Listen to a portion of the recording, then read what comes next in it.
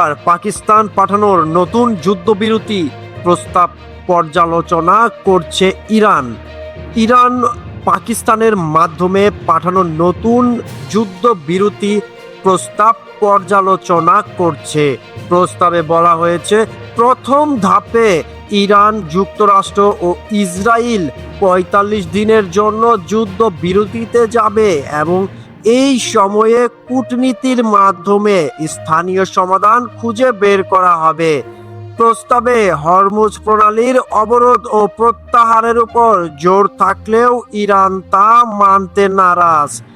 এছাড়া president Trump গতকাল আলটিমেটামে বলেছেন, ইরান যদি ৪৮ ঘন্টার মধ্যে সাড়া না দেয় তবে দেশের সব বিদ্যুৎ কেন্দ্র ধ্বংস করে দেওয়া হবে।